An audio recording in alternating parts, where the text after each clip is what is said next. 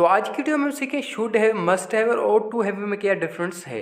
तो अगर ये वीडियो को पसंद है तो लाइक करेंगे, चैनल पर नहीं तो चैनल को सब्सक्राइब भी ज़रूर करेंगे।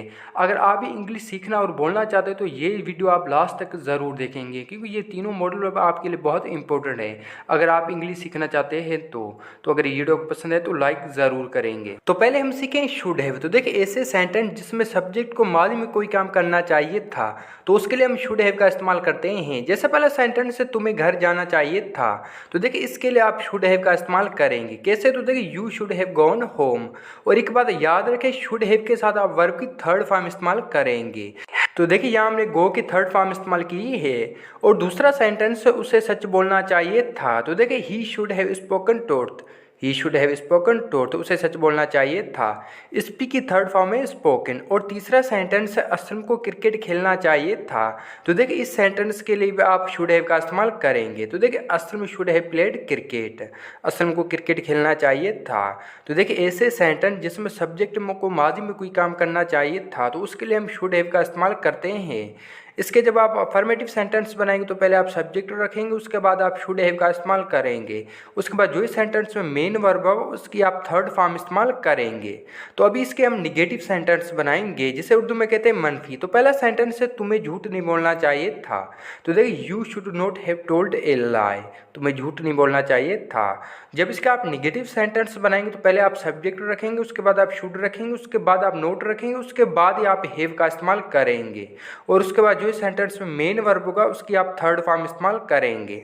और दूसरा सेंटेंस है असलम को वहाँ नहीं जाना चाहिए था, तो देखिए Aslam should not have gone there, Aslam को वहाँ नहीं जाना चाहिए था। और तीसरा सेंटेंस है उसे क्रिकेट नहीं खेलना चाहिए था, तो देखिए he should not have played cricket, he should not have played cricket, उसे क्रिकेट नहीं खेलना चाहिए था। तो ये थे सेंटेंस शुड हैव के। तो ये थे निगेटिव सेंटेंस शुड हैव के। तो जब इसका आप निगेटिव सेंटेंस बनाएंगे तो पहले आप सब्जेक्ट रखेंगे, उसके बाद आप शुड रखेंगे, उसके बाद आप नोट रखेंगे, उसके बाद ही आप हैव का इस्तेमाल करेंगे। उसके बाद जो इस सेंटेंस में मेन वर्ब होगा उसकी आप थर्ड फॉर्म इस्तेमाल करेंगे सेंटेंसों में। तो अभी हम सीखेंगे मस्ट हैव। तो देखिए ऐसे सेंटेंस जिसमें सब्जेक्ट को माजी में कोई काम ज़रूर करना चाहिए था तो उसके लिए हम मस्ट हैव का इस्तेमाल करते हैं। जैसे पहले सेंटेंस है उसे ज़रूर घर जाना चाहिए था, तो देखिए he must have gone home. Modal verb must have के साथ भी आप वर्ब की थर्ड फॉर्म इस्तेमाल करेंगे। जैसे हम शुड हैव के साथ वर्ब की थर्ड फॉर्म इस्तेमाल करते हैं, इसी तरह आप मस्ट हैव के साथ भी वर्ब की थर्ड फॉर्म इस्तेमाल करेंगे। और दूसरा सेंटेंस है असलम को ज़रूर क्रिकेट खेलना चाहिए था, तो देखिए Aslam must have played cricket. और तीसरा सेंटेंस है तुम्हें ज़रूर वर्जिश करना चाहिए था, तो देखिए you must have taken exercise, you must have taken exercise. Take की थर्ड फॉर्म है टेकिन।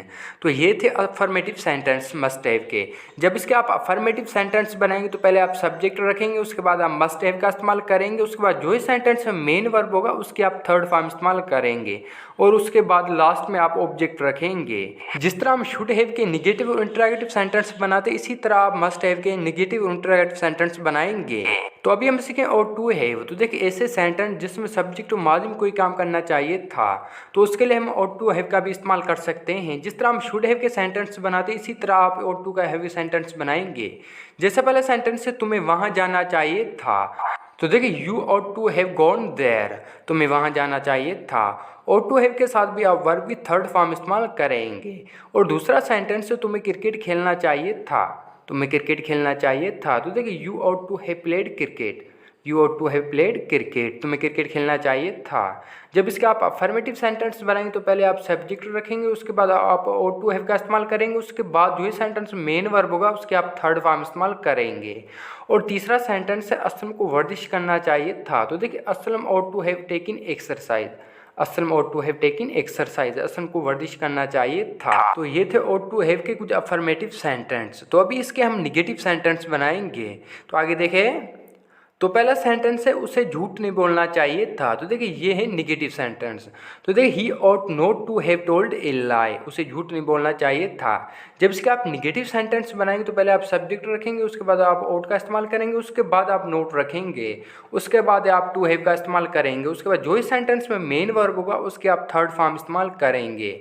और दूसरा सेंटेंस है असलम को क्रिकेट नहीं खेलना चाहिए था। तो देखिए Aslam ought not to have played cricket, Aslam को क्रिकेट नहीं खेलना चाहिए था। और तीसरा सेंटेंस है उसे चाय नहीं पीना चाहिए था। तो देखिए ही ought not to have taken T, उसे चाय नहीं पीना चाहिए था। तो ये थे negative sentence ought to have के। जब इसका आप निगेटिव सेंटेंस बनाएंगे तो पहले आप सब्जेक्ट रखेंगे, उसके बाद आप ought का इस्तेमाल करेंगे, उसके बाद आप नोट रखेंगे, उसके बाद ही आप to have का इस्तेमाल करेंगे।